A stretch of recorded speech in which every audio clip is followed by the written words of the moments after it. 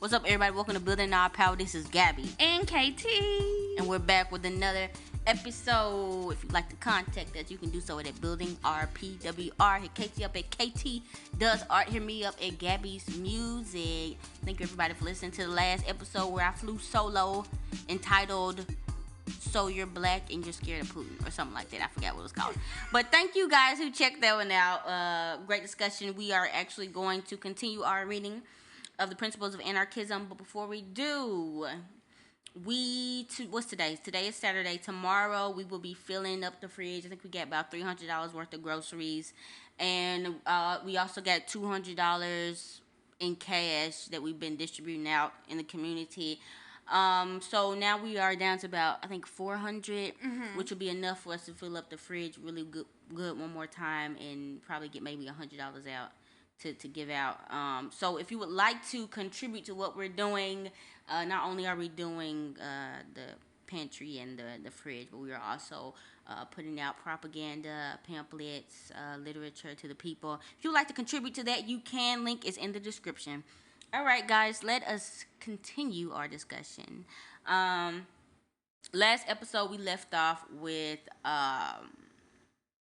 Lucy pretty much talking about how this whole human nature thing, and about how people are seeing that, there isn't something innately evil inside of them. And that we can govern ourselves and we do not need an authority over them. Pretty much the whole premise of what this is about. So let's continue the reading. It is probable that he would, merely for the reason that he could do so. Men are to a great extent creatures of habit and grow to love associations. Under reasonably good conditions, he would remain where he commences, if he wishes to. And if he did not, who has any natural right to force him into relations distasteful to him? Under the present order of affairs, persons do unite with societies and remain good, disinterested members for life, where the right to retire is always conceded. What we anarchists contend for is a larger opportunity to develop the units in society, that mankind may possess the right as a sound being to develop that which is broadest, noblest, highest, and best, unhandicapped by any centralized authority, where he shall have to wait for his permits to be signed, sealed, approved, and handed down to him before he can engage in the active pursuits of life with his fellow being. We know that after all, as we grow more enlightened under this larger liberty, we will grow to care less and less for that exact distribution of material wealth, which in our greed-nurtured senses seems now so impossible to think upon carelessly. The man and woman of loftier intellects in the present think not so much of the riches to be gained by their efforts as of the good they can do for their fellow creatures. There is an innate spring of healthy action in every human being who has not been crushed and pinched by poverty and drudgery from before his birth, that impels him onward and upward. He cannot be idle. If he would, it is as natural for him to develop, expand, and use the powers within him when not repressed, as it is for the rose to bloom in the sunlight and fling its fragrances on the passing breeze. All right, so what do you think about that? Yeah, so to me, it sounds like what she's saying is basically that, like, why do we seem to think that society as a whole is just going to be so greedy and terrible if there is no such thing as, like, quote-unquote law and order underneath the capitalist system? To me, it seems like she's just saying, like, people are actually good. People are good, and it is literally in our nature for us to be good and to become a society and help each other. We're not this greedy, terrible people that capitalism makes us out to be. The grandest works of the past were never performed for the sake of money. Who can measure the work of a Shakespeare or Angelo or Beethoven in dollars and cents? Agassiz says, he had no time to make money. There were higher and better objects in life than that.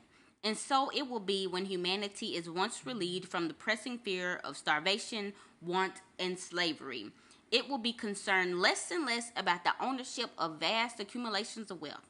Such possessions would be but an annoyance and trouble. When 2 or 3 or 4 hours a day of easy, of healthy labor will produce all the comforts and luxuries one can use, and the opportunity to labor is never denied, people will become indifferent as to who owns the wealth they do not need. Wealth will be below par, and it will be found that men and women will not accept it for pay or be bribed by it to do what they would not willingly and naturally do without it. Some higher incentive must and will supersede the greed for gold. The involuntary aspiration born in man to make the most of oneself, to be loved and appreciated by one's fellow beings, to make the world better for having lived in it, will urge him on to nobler deeds than ever sordid and selfish incentives of material gain has done. If in the present chaotic and shameful struggle for existence, when organized society offers a premium on greed, cruelty, and deceit, men can be found who stand aloof and almost alone in their determination to work for good rather than gold, who suffer want and persecution rather than desert principle, who can bravely walk to the scaffold for the good they can do humanity. What may we expect from man when freed from the grinding necessity of selling the better part of themselves for bread? The terrible conditions under which labor is performed, the awful alternative if one does not prostitute talent and morals in the service of mammon.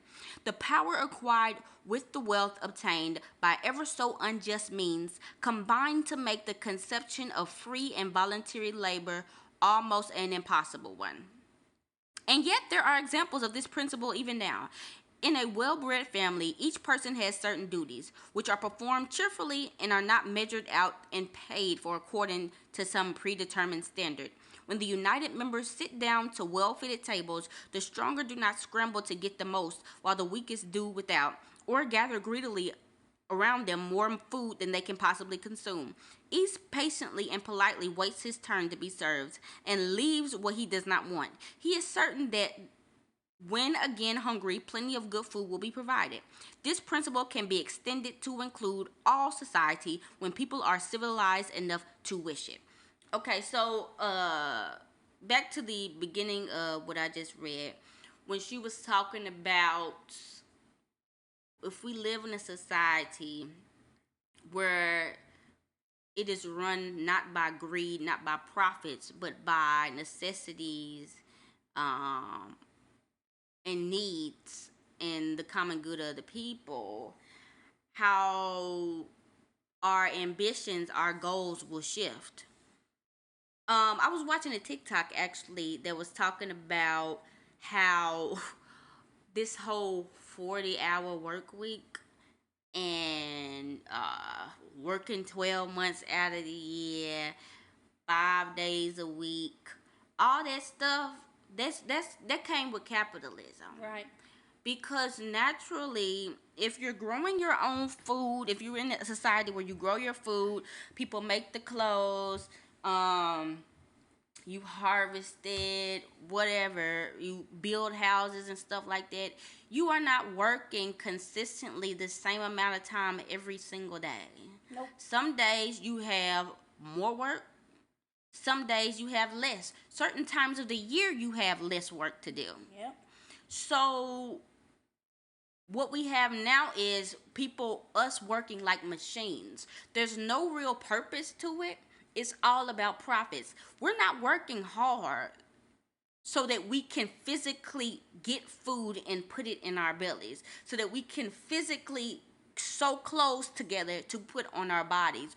We're working hard to make somebody else money so that we can get a couple coins to then buy something else that was made by some, like, it's a whole nother, it's illogical. And because of that, because we don't base our society on like realness, material conditions and needs of the people, that's when people get skewed. That's when things get skewed. And that's when stuff don't start to make sense no more. Cause like we talk about why do rich people need all this land? Why do they need all these houses? Why do they need all these cars? why do we have all these abandoned houses when people are homeless? Why Why do we have all this food we throwing away when people ain't get food? Something else that's really like crazy to me that I'm thinking about in regards to like internet in and of itself is like, why do we need like NFTs? Why do we need Coinbase, whatever, internet based type thing? Like, those are things that we do not need. Those are things that are not necessary for survival. And because of that, like, because our survival is not based on, or at least in capitalism, it's not based upon what we need in order to survive, and it's based on it instead, like what our wants are and how we can basically go out and buy, then we've kind of just like lost the whole message of being a human, I feel like. Yeah, and it's and being a community. But not even that. None that. It's silly because we're already 3 steps ahead. Like, we're acting like everybody's needs are already met. Yeah. Like these luxury items and having these luxury hotels, luxury cars, us having $1,000 cell phones and $600 headphones and $300 pairs of shoes. Like, that's something that you would think would be going on in a society. Not even that amount of money, but just having quote unquote luxury things, high value things, that would be going on in a society where everybody's needs are already met. Okay, well, we've got the basics out. Everybody has food, everybody has clothes, everybody has a place to wear, everybody has a place to live. So let's go and explore other things. Let's go explore space. Let's go explore the ocean. Let's go explore. We're exploring and investing and doing all this, getting all these minerals and all these exotic foods and stuff like that, when literally majority of the people ain't got money. And they will say that is logical. That makes perfect sense. But us saying, why don't we have a society where we try to make sure everybody is okay, is doing too much. Yeah, God. You mentioned something. The luxury items. Okay, so a lot of you know, if you don't know, I'm a crochet artist. Basically, crochet is a type of art that you can do. So anyway, I can make clothes and things like that. And you mentioned luxuries. Like, okay, well, we've got clothes. Everybody's got clothes. But I have literally heard people on Twitter, on the internet, say that crochet, somebody creating your clothes, not even just on the internet, but like if you go to tailored things and things like that, that's considered a luxury. It is in this society, yeah. Yeah. But that's crazy to me. Those are normal things for somebody to want, or those are normal things that somebody needs, Like, you need well-fitting clothes or well-fitting shoes in order to do the type of labor that you may need to do in order for survival, But, like, we've made it into, like, capitalism has made this so backwards that people wanting clothes that fit them correctly that's considered a luxury. Yeah. Mm-hmm. Yep. You have to. Or if we're thinking about food, organic food, capitalism has made it where organic food is more expensive than regular food. Whenever, like, it just doesn't make sense. Yeah. It's completely flipped. And that's the thing that's what we're trying to get y'all to see. This doesn't make sense. Like, this sitting down does not make sense. None of this stuff makes sense. And then the last part she was talking about, like, family structures and how they play a part, how they work, the dynamics. Now, obviously, this is in a family that ain't got a whole bunch of trauma and financial abuse and emotional abuse, physical abuse, all that stuff.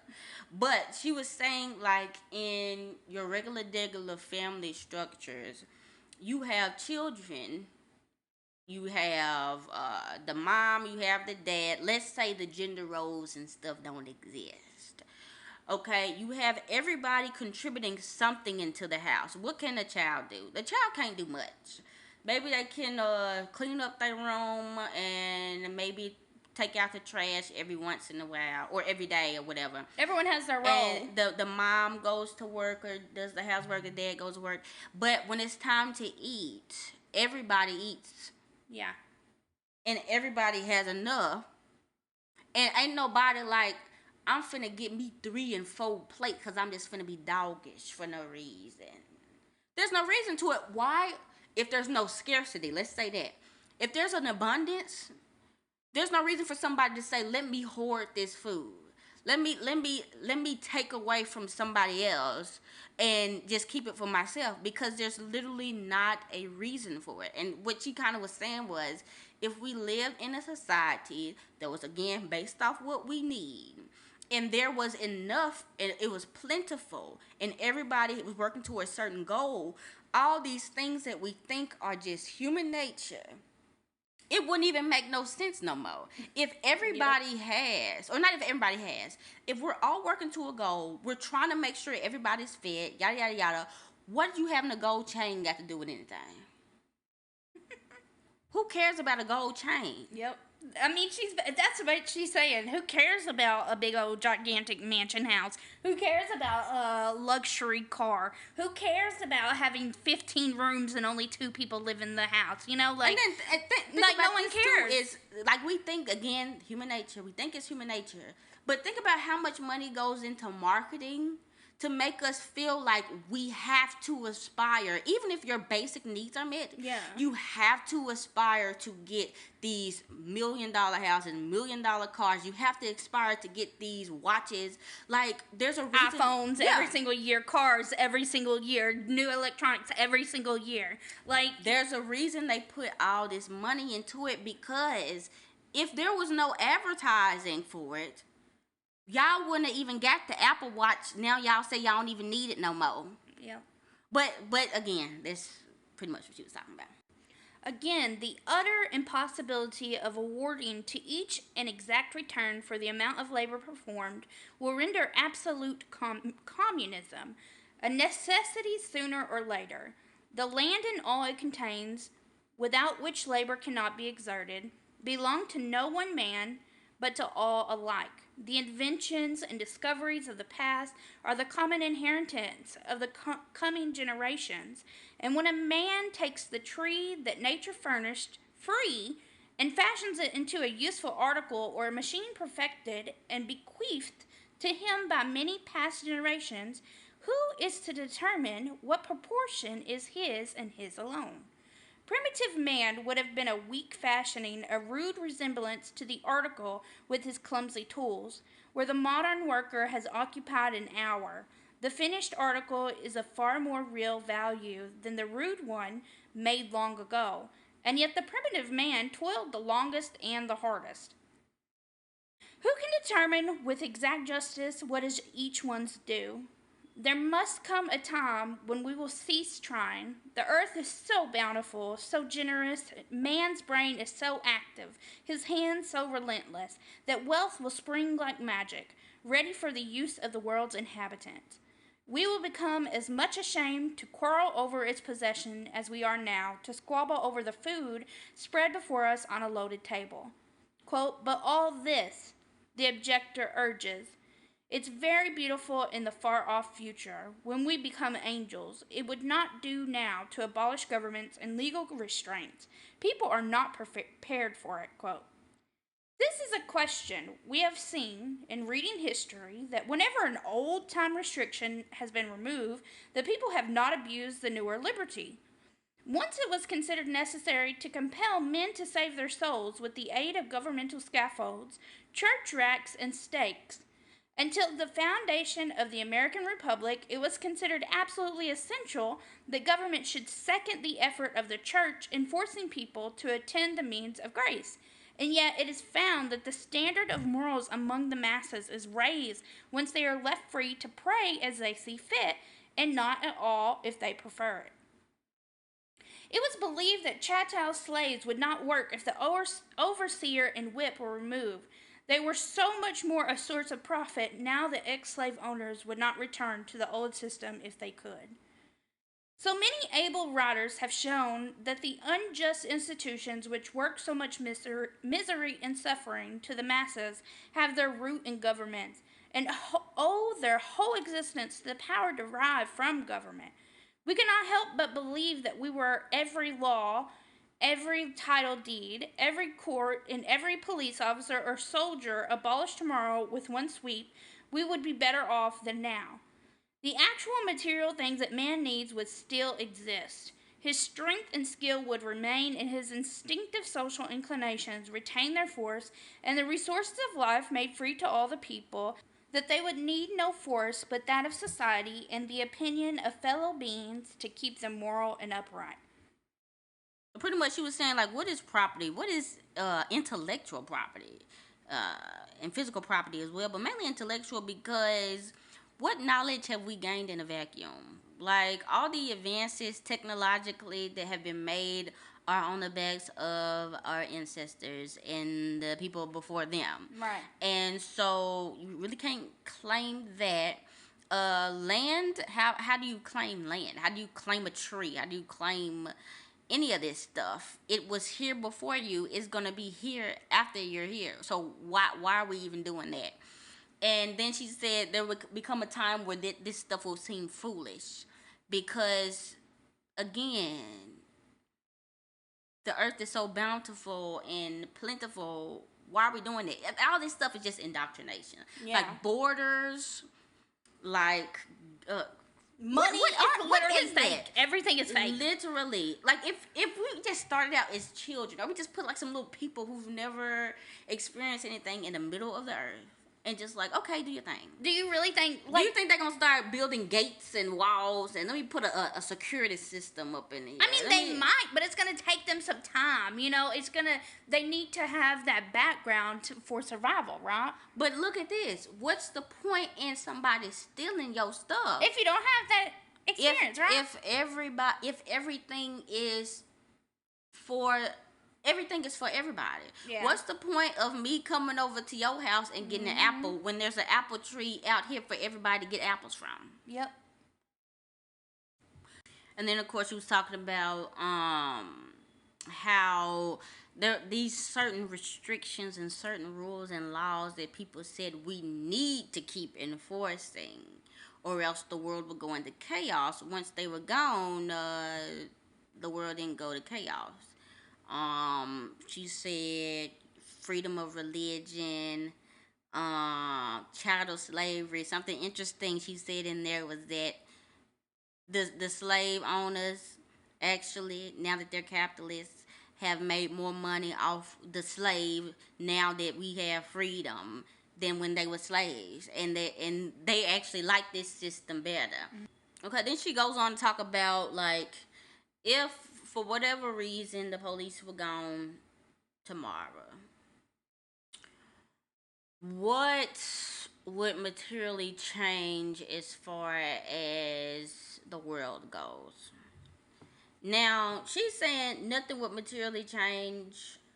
I think some things would change because of the way that society is set up, the amount of economic inequality, the amount of injustice, the amount of all this stuff going on. The only thing that's keeping people in check and making them, or stopping people from going into these businesses and taking from them, or going into the banks and getting the money or whatever, is the state. See, I took it as her saying, what would materially change? Even if we threw all those things out, what's going to materially change? Nothing. Nothing is going to materially change for people because they still need X, Y, and Z. And until we fix X, Y, and Z, or until all people are at the same playing field, we're not going to be able to, like, that's how I took it. But I'm not saying there's nothing bad. I'm saying that actually there's something good. Right. I'm saying the fact that people will be able to go and meet their needs when they need to.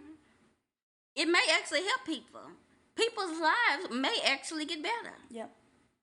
And then will we even have a need for money? I don't know. It's a lot. It's a lot to think about. But yeah, especially now, as you see, the economy is doing so bad. The rent, everything just going to trash. They're amping up the police. Joe Biden said we need to fund the police. Why are they saying we need to fund the police? Because things are getting tough for the working class. And we're getting to the point where the only way you finna meet your needs is if you do something illegal, quote unquote illegal. And so they need the state and these apparatuses to make sure there's not some huge civilian uprising, and to make sure people ain't out here taking what they need to take. Yeah.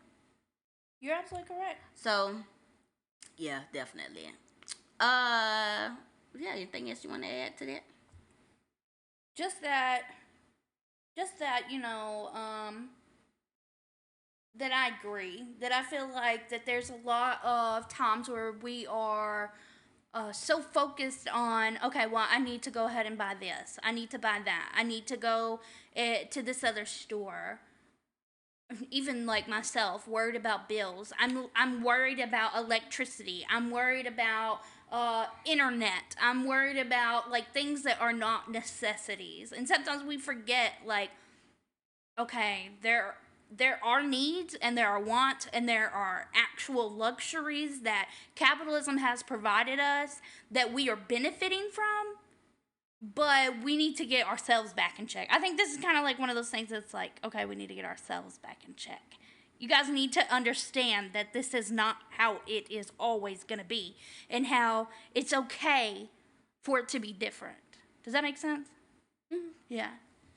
And not that even like quote unquote luxury thing. Like what makes something luxury? Right. Yeah. Most of the time, it's that they are getting these minerals and stuff from these exploited countries. It's all the same stuff. But it's not that luxury or good quality things are bad. Like, that should be the norm regardless. Right. But it's just that there's so much that needs to be done first before you can even think about, let me eat a gold-plated sandwich. Let me go to the most expensive restaurant in the world. Like, it's priorities for sure. Yeah. So yeah. I mean, that's pretty much what I yeah, that's it. Mm-hmm. That's all I wanted to add. All right. So what you guys think about this passage? We have like 3 paragraphs left before we done, so we're gonna get one more episode in, and that will be the completion of our reading of the Principles of Anarchism. Again, I'm really enjoying this text. We hope you are as well. If there's anything you'd like to add, you can comment on YouTube, or you can hit us up at Bending Our PWR on all social media channels at KT up at KT Does Art. Hit me up at Gab Beats Music. Remember, if you'd like to donate to the community fridge and the propagandizing of our community in Memphis, you can do so. Link is in the description. All right, this has been Gabby and KT, and this is Building Our Power.